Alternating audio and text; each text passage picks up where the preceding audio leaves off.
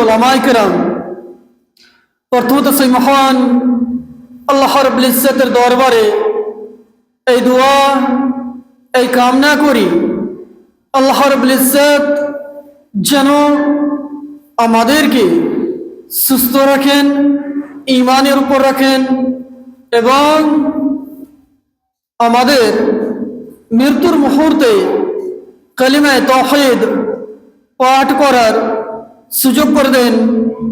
আমিন ইয়া রাব্বাল আলামিন। প্রশংসা মাত্র সেই মহান আল্লাহ রাব্বুল ইজ্জতের জন্য, যিনি আমাদেরকে সৃষ্টি করেছেন। শুধু সৃষ্টি করেছেন তা নয়, বরঞ্চ বিশ্বজগতের মধ্যে যতগুলো ছড়িয়ে ছিটিয়ে মাখলুকাত রয়েছে তার মধ্যে সর্বোত্তম, সর্বোৎকৃষ্ট, সর্বাউয়াল, আশরাফুল মাখলুকাত হিসেবে সৃষ্টি করেছেন। অপরদিকে শুধুমাত্র তাই নয়, আমাদেরকে ইসলামের মতো দ্বীন দিয়েছেন, কোরআনের মতো বাণী দিয়েছেন এবং নবী মুহাম্মদ সাল্লাল্লাহু আলাইহি ওয়াসাল্লাম নবীর উম্মতি বানিয়েছেন। সেই মহান আল্লাহ রাব্বুল ইজ্জতের আমরা সকলে সংক্ষিপ্ত প্রশংসা থেকে আলহামদুলিল্লাহ। শান্তির দ্বারা বিবর্ষিত হোক বিগত নবীগণের উপর, বিশেষভাবে নবী মুহাম্মদ সাল্লাল্লাহু আলাইহি ওয়াসাল্লামের উপর, যে নবী মুহাম্মদ সাল্লাল্লাহু আলাইহি ওয়াসাল্লামের মাধ্যমে আমরা কল্যাণকর ঋণ পেয়েছি, যে নবী মুহাম্মদ সাল্লাল্লাহু আলাইহি ওয়াসাল্লামের মাধ্যমে আমরা ইসলাম পেয়েছি, যে নবী মুহাম্মদ সাল্লাল্লাহু আলাইহি ওয়াসাল্লামের মাধ্যমে আমরা হক এবং বাতিলের মধ্যে পার্থক্য বিশিষ্ট ওলামায়ে কেরামদের মাধ্যমে জানতে পেরেছি। সে নবী মুহাম্মদ সাল্লাল্লাহু আলাইহি ওয়াসাল্লামের উপর শত কোটি শান্তির ধারা বিবর্ষিত হোক। আল্লাহুম্মা সাল্লি আলাইহি, আল্লাহুম্মা বারিক আলাইহি। সুপ্রিয় দিনী ভাই সকল, দেখেন আজকে যে বিষয়টি নিয়ে আলোচনা করব, যে আসলে মানুষ যদিও আমরা বাহ্যিক দিক থেকে একটি জিনিস বুঝে থাকি, সেটা হচ্ছে ঘমন্ড, তাকাব্বুর, কিংবা যে মানুষকে ছোট করা, কিংবা কিছু অথবা টাকা পয়সা মানুষ অর্জন করে নেয়, তখন তার মধ্যে একটা ঘমন্ড, একটা তাকাব্বুর, এবং আমাদের সমাজের মধ্যে হয়তোবা যারা গরিব শ্রেণীর মানুষ রয়েছে তাদেরকে কিছু মানুষ আমাদের সমাজের মধ্যে রয়েছে যে তারা ছোট নজরে সেটাকে আখ্যায়িত করে কিংবা দেখে।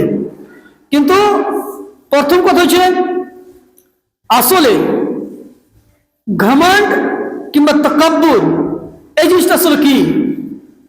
একটা জিনিস বুঝে রাখুন, যে আল্লাহ আমাদের স্রষ্টা, যিনি আমাদের স্রষ্টা, যিনি আমাদের খালেক, যিনি আমাদের রাজ্জাক, যিনি আমাদেরকে হায়াত দান করেছেন, টাইম দিয়েছেন, আমাদেরকে সুস্থ রেখেছেন, আমাদের যাবতীয় জিনিসের ব্যবস্থাপনা আল্লাহ রাব্বুল ইজ্জত করেছেন। কিন্তু সে আল্লাহকে যদি আমরা ছেড়ে দিয়ে, আল্লাহর ইবাদত বন্দেগীকে ছেড়ে দিয়ে যদি নিজের খেয়াল বুদ্ধি বিবেক দিয়ে নিজের জীবনটাকে অতিবাহিত করি, তো এর চেয়ে আর বেশি, এর চেয়ে বড় ঘমন্ডি আর কেউ হতে পারে না। মূলত কথা হচ্ছে যে ব্যক্তিগুলো আল্লাহ রাব্বুল ইজ্জতের ইবাদত থেকে দূরে আছে, যারা মূলত আল্লাহ রাব্বুল ইজ্জতের যে ইবাদত বন্দেগী দাসত্ব থেকে দূরে আছে, এরাই প্রাকৃতিক পক্ষে হচ্ছে, এরাই হচ্ছে ঘমন্ডি, এরাই হচ্ছে মূলত তাকাব্বুরকারী। কারণ আপনাকে যদি আপনার মালিক একটা মনে করেন বিল্ডিং দিয়ে দিয়েছেন, কিংবা আপনাকে বিশাল বড় আপনার উপকার খিদমত করেছেন, কিন্তু দেখা গেল সে মালিক যে আপনাকে কিছু মূলত কিছু দায়িত্ব দিয়েছে সেগুলো আপনি পালন করছেন না, তাহলে আপনি বলুন তো আপনি কি ঘমন্ডি নয়? অবশ্যই ঘমন্ডি। তার কারণ আসলে ওই ব্যক্তি হচ্ছে ঘমন্ডি, ওই ব্যক্তি হচ্ছে তাকাব্বুরকারী, ওই ব্যক্তি হচ্ছে মূলত যে নিজেকে আপনার বাদশা মনে করে, নিজেকে বড় মনে করে, যে মূলত আল্লাহ রাব্বুল ইজ্জতের ইবাদত থেকে দূরে থাকে।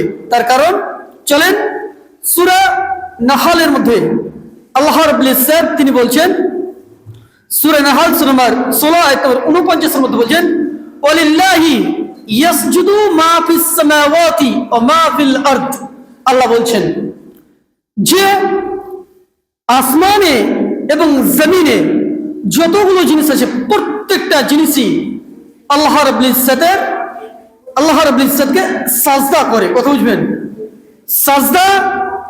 সাজদা মানে প্রথমত বোঝার চেষ্টা করুন যে সাজাদা ইয়াসজুদু, যার মানে হচ্ছে মাথা নত করা। সাজাদা মানে মাথা নত করলো, মানে এটা পাস্ট টেন্সে। এবং ইয়াসজুদু মানে হচ্ছে সাজদা করবে, মানে মাথা নত করবে কিংবা করছে। এটা হচ্ছে প্রেজেন্ট কিংবা ফিউচার টাইমের ব্যাপার। এটা মানে আপনার মুস্তাকবিল কিংবা হালির এটা আপনার ব্যাপার হয়েছে। চলুন বোঝার চেষ্টা করুন। আল্লাহ রাব্বুল ইজ্জত তিনি বলেন ওয়ালিল্লাহি ইয়াসজুদু মা ফিস সামাওয়াতি ওয়া মা ফিল আরদ। আসমানে এবং জমিনে যতগুলো জিনিস আছে প্রত্যেকটা জিনিস আল্লাহ রাব্বুল ইজ্জতকে সাজদা করেন। এটা কে বলছেন?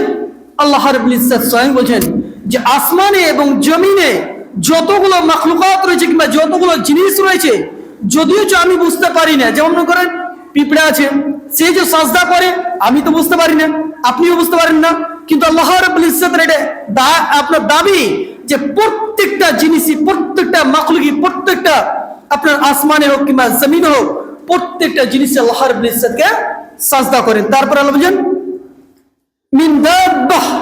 মিন দাব্বাতিন ওয়াল মালাইকা, এবং জীবন্ত যতগুলো আমরা জীব দেখছি এবং মালাইকা ফেরেশতা মণ্ডলী যে রয়েছে তারাও আল্লাহ রাব্বুল ইজ্জতকে সাজদা করে। কথাটা আবার বোঝার চেষ্টা করুন।